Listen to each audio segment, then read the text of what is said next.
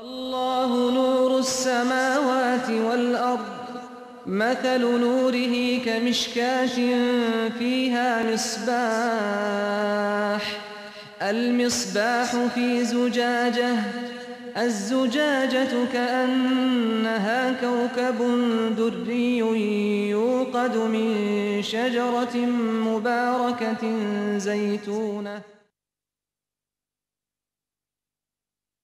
نحمده ونصلي على رسوله الكريم اما بعد فاعوذ بالله من الشيطان الرجيم بسم الله الرحمن الرحيم رب اشرح لي صدري ويسر لي امري واحلل عقدة من لساني يفقهوا قولي. أعوذ بالله من الشيطان الرجيم بسم الله الرحمن الرحيم الحمد لله رب العالمين الرحمن الرحيم مالك يوم الدين إياك نعبد وإياك نستعين اهدنا الصراط المستقيم صراط الذين أنعمت عليهم غير المغضوب عليهم ولا الضالين.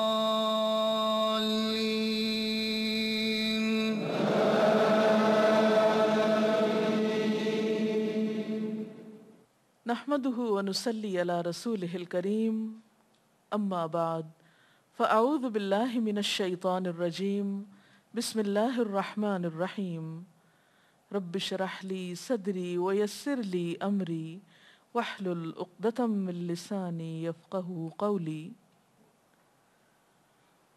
ہماری آج کی گفتگو کا موضوع ہے توبہ استغفار.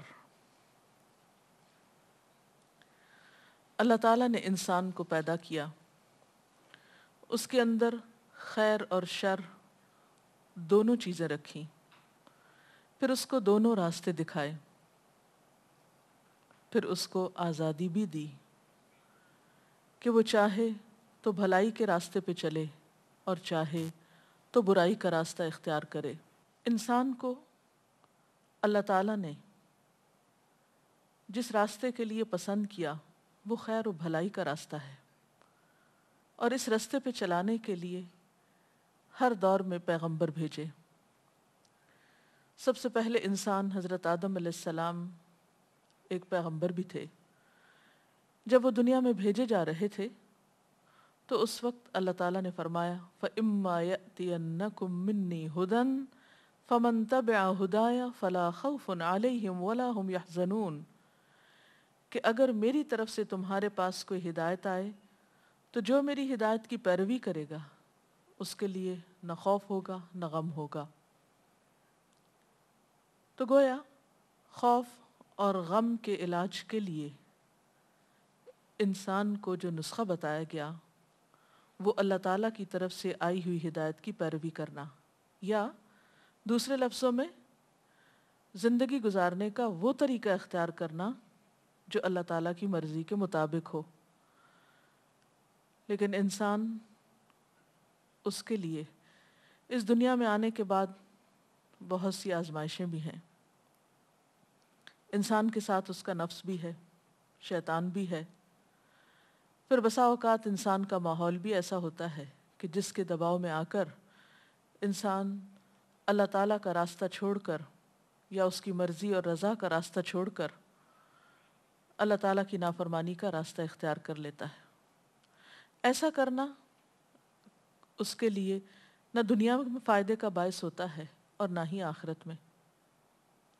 انسان جب اللہ کی نافرمانی کرتا ہے، گناہ کرتا ہے، تو ہمیشہ پریشانی، احساس ندامت اور غم کا شکار ہوتا ہے. یعنی نتیجتاً دکھ اور پریشانی اس کا مقدر ہوتی ہے. ایسے میں انسان کیا کرے؟ انسان چونکہ فرشتہ نہیں، اس لیے یہ ممکن نہیں کہ اس سے کوئی غلطی نہ ہو. غلطی تو ہوگی کیونکہ انسان ہے، بھول چوک بھی ہے، خواہشات نفس بھی ہیں، تو یہ ہو نہیں سکتا کہ اس سے غلطی نہ ہو. اور انسان شیطان بھی نہیں، کہ اس سے کوئی اچھائی نہ ہو اور صرف برائی ہی کرے؟ نہیں، انسان ان دونوں کے بیچ کی چیز ہے۔ اب سوال یہ پیدا ہوتا ہے کہ اگر انسان سے انسان ہونے کے ناطے غلطی ہو جائے، خطا ہو جائے، بھول چوک ہو جائے، وہ اللہ کی نافرمانی کا کام کر بیٹھے، تو پھر اس کے بعد کیا کرے؟ دو طریقے ہو سکتے ہیں۔ ایک تو یہ کہ وہ مایوس ہو جائے، گناہ پر اصرار کرتا چلا جائے اور بالآخر ہلاکت کا شکار ہو۔ اور دوسرا راستہ اور دوسرا طریقہ پلٹنے کا راستہ ہے، توبہ کا راستہ ہے، بھولنے کے بعد واپس لوٹنے کا راستہ ہے، اور یہی راستہ اس کے لیے پسندیدہ راستہ ہے۔ قرآن پاک میں اللہ سبحانہ وتعالیٰ فرماتا ہے وَالَّذِينَ إِذَا فَعَلُوا فَاحِشَةً أَوْ ظَلَمُوا أَنفُسَهُمْ ذَكَرُوا اللَّهَ فَاسْتَغْفَرُوا لِذُنُوبِهِمْ وَمَن يَغْفِرُ الذُّنُوبَ إِلَّا اللَّهُ وَلَمْ يُصِرُّوا عَلَى مَا فَعَلُوا وَهُمْ يَعْلَمُونَ۔ اور اگر کبھی ان سے کوئی فحش کام سرزد ہو جاتا ہے یا وہ اپنے اوپر زیادتی کر بیٹھتے ہیں تو انہیں خدا یاد آ جاتا ہے اور وہ اس سے اپنے گناہوں کی معافی مانگ لیتے ہیں، اور خدا کے سوا اور کون ہے جو گناہوں کو معاف کر سکتا ہو، اور وہ جانتے بوجھتے اپنے کیے پہ ہرگز اصرار نہیں کرتے۔ یعنی گناہ کرنے کے بعد ان کے اندر جب احساس ندامت اٹھتا ہے، وہ اللہ تعالیٰ کی طرف متوجہ ہو کے معافی مانگنے لگتے ہیں اور گناہ چھوڑ دیتے ہیں، اس پر اصرار نہیں کرتے۔ ایسے ہی لوگ اللہ تعالیٰ کے پسندیدہ لوگ ہوتے ہیں۔ ایک اور مقام پر آتا ہے ان الذین اتقوا اذا مسهم طائف من الشیطان تذکروا فاذا هم مبصرون، کہ فی الواقع جو لوگ اللہ سے ڈرنے والے ہیں، متقی ہیں، ان کا حال یہ ہوتا ہے کہ کبھی شیطان کے اثر سے کوئی برا خیال انہیں چھو بھی جائے، یعنی برا خیال بھی آئے، گناہ کا ارادہ بھی ہو، تو فوراً چوکنے ہو جاتے ہیں، یعنی تقویٰ کی برکت سے وہ ہوشیار ہو جاتے ہیں، اور پھر انہیں صاف نظر آنے لگتا ہے کہ درست راستہ کیا ہے۔ نبی صلی اللہ علیہ وسلم نے فرمایا سارے کے سارے انسان خطا کار ہیں، اور بہترین خطا کار وہ ہیں جو بہت زیادہ توبہ کرنے والے ہیں۔ تو توبہ کرنا بندے کے حق میں ایک پسندیدہ عمل ہے۔ قرآن پاک میں اللہ تعالیٰ اپنے پیارے بندوں کی ایک خاص خوبی کا ذکر کرتے ہیں کہ وَبِالْأَسْحَارِ هُمْ يَسْتَغْفِرُونَ، کہ اس سحری کے وقت وہ استغفار کرتے ہیں، معافی مانگتے ہیں۔ پیغمبروں کے ذریعے بھی بارہا انسانوں کو یہی سبق سکھایا گیا کہ وَاسْتَغْفِرُوا رَبَّكُمْ ثُمَّ تُوبُوا إِلَيْهِ، اپنے رب سے بخشش طلب کرو، پھر اس کی طرف لوٹ جاؤ، واپسی کا راستہ اختیار کرو۔ ان ربی رحیم ودود، بے شک میرا رب بہت رحم فرمانے والا، بہت محبت کرنے والا ہے۔ یعنی ایسا نہیں کہ اگر کسی انسان سے کوئی غلطی ہو جائے تو پھر وہ معاف نہیں کرتا اور ہمیشہ کے لیے وہ اس کی نظروں سے گر جاتا ہے، نہیں، 100 بار بھی اگر کوئی غلطی کرتا ہے اور پھر اس کو احساس ندامت ہوتا ہے، شرمندگی ہوتی ہے اور وہ پلٹتا ہے، تو اللہ تعالیٰ اس کو معاف کرتا رہتا ہے۔ ایک حدیث میں آتا ہے ان اللہ یقبل توبۃ العبد ما لم یغرغر، اللہ بندے کی توبہ اس وقت تک قبول کرتا ہے جب تک کہ وہ آخری دموں پہ نہ ہو یا اس کی سانس نہ اکھڑ جائے، یعنی مرتے دم تک توبہ قبول ہوتی رہتی ہے۔ ہاں، یہ الگ بات ہے کہ ایک انسان جب فوت ہو جاتا ہے اور وہ شرک کی حالت میں ہوتا ہے یا کفر کی حالت میں ہوتا ہے یا کسی کبیرہ گناہ کے ارتکاب کی حالت میں ہوتا ہے اور توبہ کیے بغیر مر جاتا ہے، تو مرنے کے بعد جب سزا سامنے آ جاتی ہے، اللہ تعالیٰ کی ناراضگی اور غصہ سامنے آ جاتا ہے، تو پھر توبہ کا موقع نہیں رہتا۔ اس لیے ہمیں کبھی بھی اللہ تعالیٰ کی رحمت سے نا امید نہیں ہونا چاہیے، گناہ کتنا بھی بڑا ہو جائے، غلطی کتنی بھی بڑی ہو، لیکن کبھی مایوسی پاس نہ پٹکنے پائے۔ قرآن پاک میں اللہ تعالیٰ فرماتے ہیں یا عبادی الذین اسرفوا علی انفسہم لا تقنطوا من رحمت اللہ ان اللہ یغفر الذنوب جمیعا انہ هو الغفور الرحیم۔ اے میرے وہ بندو جو اپنی جانوں پر زیادتی کر بیٹھے ہو، اللہ کی رحمت سے ہرگز مایوس نہ ہونا، یقیناً وہ تمہارے سارے کے سارے گناہ معاف فرما دے گا، وہ بہت ہی معاف فرمانے والا اور بڑا ہی مہربان ہے۔ اور تم اپنے رب کی طرف رجوع کرو اور اس کی فرما برداری بجا لاؤ، وَأَنِيبُوا إِلَىٰ رَبِّكُمْ وَأَسْلِمُوا لَهُ مِن قَبْلِ أَن يَأْتِيَكُمُ الْعَذَابُ ثُمَّ لَا تُنصَرُونَ، اس سے پہلے کہ تم پر وہ عذاب آ جائے کہ پھر تم کہیں سے بھی مدد نہ پا سکو. یعنی آخرت میں جب سزا سامنے آ جائے گی تو کوئی بھی شخص کتنی بھی توبہ کرے، کتنا بھی روئے دھوئے، پھر معافی نہیں ہو سکتی. ہاں جب تک وہ زندہ ہے کتنا بھی بڑا قصور ہے اس کی معافی ہو سکتی ہے.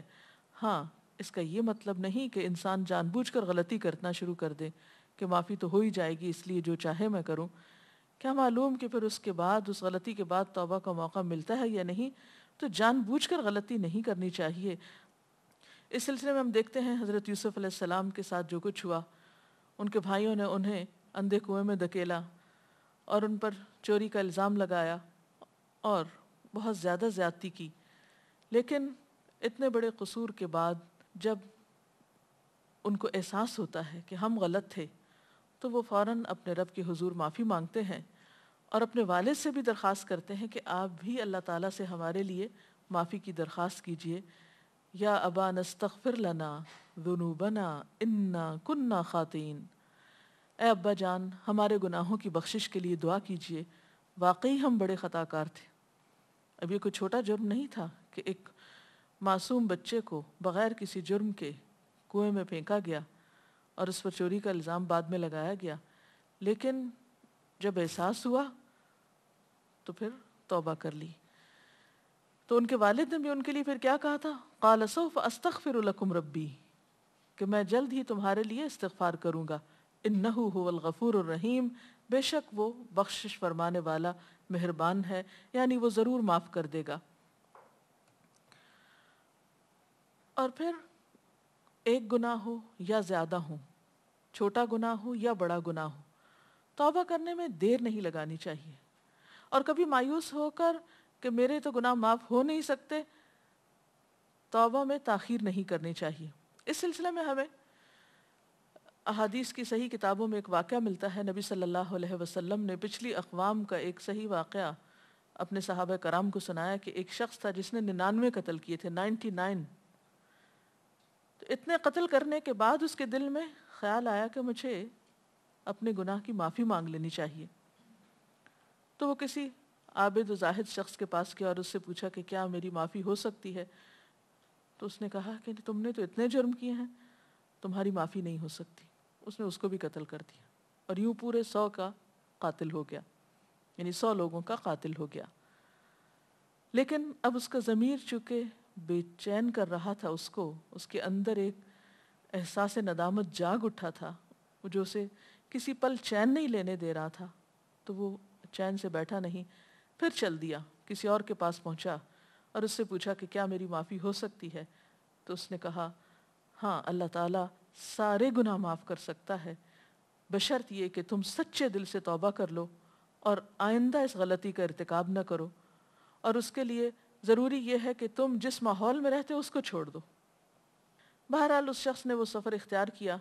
ابھی وہ اپنی منزل تک پہنچا نہیں تھا کہ راستے میں ہی اس کی جان لینے کے لیے فرشتے آ گئے.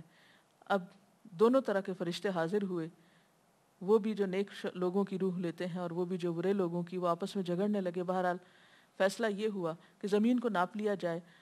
اگر اس کے منزل تک پہنچنے میں فاصلہ کم رہتا ہے تو پھر نیکی کے فرشتے اس کی روح نکالیں.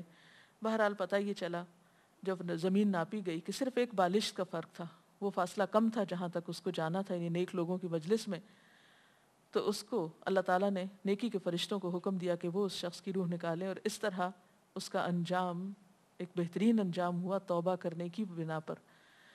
تو اس سے یہ بات پتہ چلتی ہے کہ انسان خواہ کتنا بھی بڑا مجرم ہو، اسے کبھی مایوس نہیں ہونا چاہیے. اس کے رب کی رحمت ہر چیز پر چھائی ہوئی ہے، وہ ہر گناہ معاف کر سکتا ہے، وہ بڑے سے بڑا گناہ معاف کر سکتا ہے. بس شرط یہ ہے کہ انسان گناہوں کا اقرار کرے اور معافی مانگے اور رب کی طرف رجوع کرے. سورۃ شورى میں آتا ہے وَهُوَ الَّذِي يَقْبَلُ التَّوْبَةَ عَنْ عِبَادِهِ وَيَعْفُو عَنِ السَّيِّئَاتِ وَيَعْلَمُ مَا تَفْعَلُونَ. وہی ہے جو اپنے بندوں کی توبہ قبول کرتا ہے اور ان کی خطاؤں کو معاف فرماتا ہے، اور وہ سب کچھ جانتا ہے جو تم کرتے ہو. اور یہ ایک حقیقت ہے کہ اللہ کے سوا کوئی اور ہے نہیں جو انسان کو معاف کر سکے۔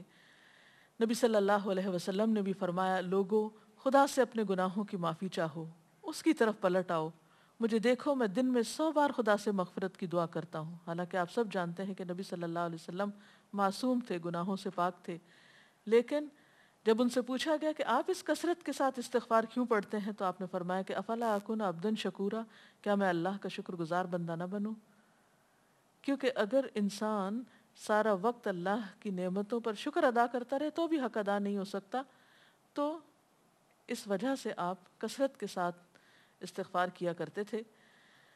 اور اس میں دراصل ہمارے لیے ایک بہت بڑا سبق ہے کہ ہم زیادہ سے زیادہ استغفار کو اپنا شیوا بنائیں، کیونکہ استغفار کا فائدہ صرف یہی نہیں کہ انسان کے گناہوں کی معافی ہو جاتی ہے، بلکہ استغفار کا فائدہ یہ بھی ہے کہ انسان کی اور بہت سی مشکلات حل ہوتی ہیں۔ جیسے کہ ایک حدیث میں آتا ہے، من لزم الاستغفارا، جس نے پابندی کے ساتھ استغفار پڑھا، جعل اللہ لہ من کل ہم فرجا، اللہ اس کے لیے ہر غم سے، ہر ہم سے نکلنے کا راستہ بنا دیتے ہیں۔ یعنی ہر مشکل سے نکلنے کا وظیفہ ہے استغفار۔ جہاں آپ سمجھیں کہ کوئی مشکل ہو رہی ہے، کوئی کام اٹکا ہوا ہے، فوراً استغفار شروع کر دیں۔ اور طریقہ کیا ہے؟ یا ایھا الذین آمنوا توبوا الی اللہ توبۃ نصوحا، اے لوگو جو ایمان لائے ہو، اللہ کے آگے سچی اور خالص توبہ کرو۔ یعنی توبہ کا طریقہ کیا ہے کہ انسان سچے دل سے توبہ کرے۔ عسیٰ ربکم ان یکفر عنکم سیئاتکم، امید ہے کہ تمہارا رب تمہاری خطائیں تم سے دور کر دے گا۔ وَيُدْخِلَكُمْ جَنَّاتٍ تَجْرِي مِن تَحْتِهَا الْأَنْهَارُ، اور تمہیں ایسے باغوں میں داخل کرے گا جن کے نیچے نہریں بہہ رہی ہیں۔ گویا استغفار کے بعد انسان گناہوں سے اس طرح پاک ہو جاتا ہے گویا اس نے گناہ کیا نہ ہو۔ لیکن اس کے لیے کچھ شرائط ہیں۔ نمبر 1، انسان اپنے گناہوں کے احساس سے شرمسار ہو۔ نمبر 2، آئندہ گناہ سے بچنے کا ارادہ کرے۔ نمبر 3، آئندہ زندگی میں زیادہ سے زیادہ نیکیوں کی کوشش کرے۔ نمبر 4، اگر کسی انسان کا حق مارا ہے تو اس کا حق ادا کرے، کسی انسان کا دل دکھا ہے تو اس سے معافی مانگے۔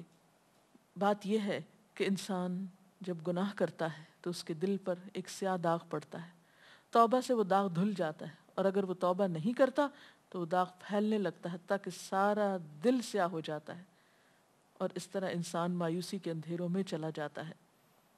تو انسان کوشش اس بات کی کرے کہ اپنے توبہ پر پختگی کے ساتھ پھر قائم رہے اور پوری کوشش کے ساتھ نیکیوں کی طرف رجوع کرے، کیونکہ ان الحسنات یذہبن السیئات۔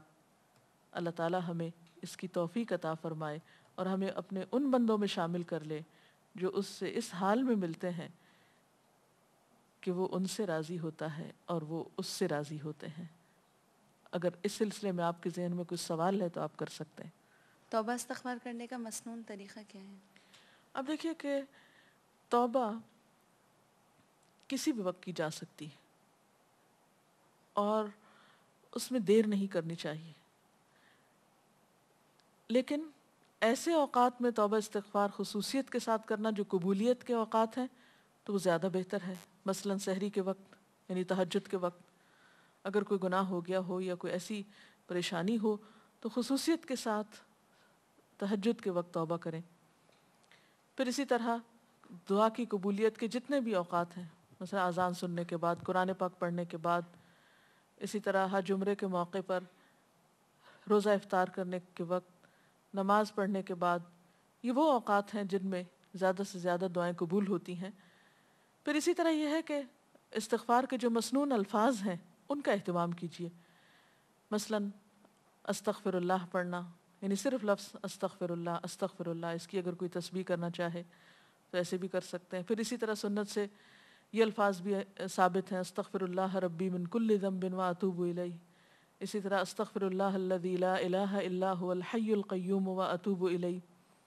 پھر اسی طرح ایک سید الاستغفار ہے جس کی بہت فضیلت آتی ہے احادیث میں، اللہم انت ربی لا الہ الا انت خلقتنی وانا عبدک وأنا على عهدك ووعدك ما استطعت أعوذ بك من شر ما صنعت أبوء لك بنعمتك علي وأبوء بذنبي فاغفر لي فإنه لا يغفر الذنوب إلا أنت۔ اس کا ترجمہ ہے خدایا تو میرا پروردگار ہے، تیرے سوا اور کوئی معبود نہیں، تو نے مجھے پیدا کیا، میں تیرا بندہ ہوں، میں نے تجھ سے بندگی اور اطاعت کا جو وعدہ کیا ہے اس پر اپنے حیثیت کے مطابق قائم ہوں، اور جو گناہ بھی مجھ سے سرزد ہوئے ان کے نتائج بد سے بچنے کے لیے میں تیری پناہ کا طالب ہوں۔ تو نے مجھے جن جن نعمتوں سے نوازا ہے ان کا میں اقرار کرتا ہوں، اور مجھے اعتراف ہے کہ میں گناہ گار ہوں۔ یعنی اس میں اعتراف کے لفظ جو ہیں یہ قابل غور ہیں۔ بس اے میرے پروردگار میرے جرم کو معاف فرما دے، تیرے سوا میرے گناہوں کو اور کون معاف کر سکتا ہے۔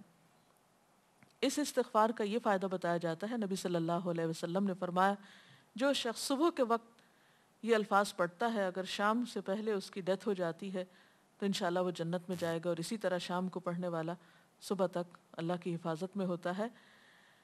تو ان الفاظ کو بھی یاد کیا جا سکتا ہے۔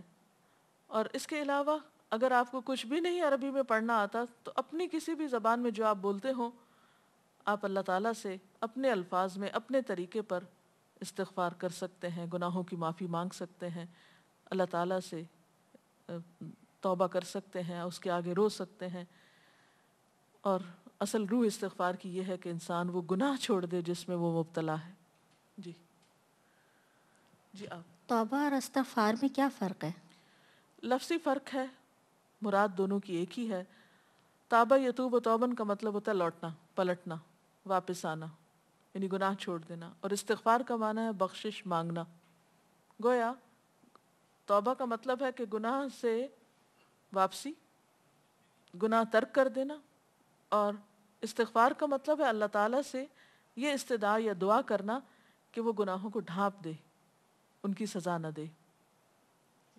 کبیرہ گناہ جن پر حدود جاری ہیں کیا وہ بھی توبہ استغفار سے مٹ جاتے ہیں، یعنی کہ ان کی بخشش ہو جائے گی؟ جی ہاں، گناہ خواہ کسی بھی نوعیت کا ہو، جیسے ابھی میں نے ایک واقعہ سنا ہے کہ 99 قتل کرنے والا بھی بخشا گیا، تو گناہ کسی بھی نوعیت کا ہو، چھوٹا ہو یا بڑا ہو، اگر انسان اللہ تعالیٰ سے معافی مانگتا ہے تو اللہ تعالیٰ اس کو معاف کر سکتے ہیں۔ اس کے ساتھ ہی ہمارا آج کا پروگرام ختم ہوتا ہے، اجازت چاہتے ہیں۔ وآخر دعوانا ان الحمد للہ رب العالمین، سبحانک اللہم وبحمدک، نشہد ان لا الہ الا انت، نستغفرک ونتوب الیک۔ والسلام علیکم ورحمۃ اللہ وبرکاتہ۔ اللہ اکبر اللہ اکبر، لا الہ الا اللہ واللہ اکبر، اللہ اکبر وللہ الحمد۔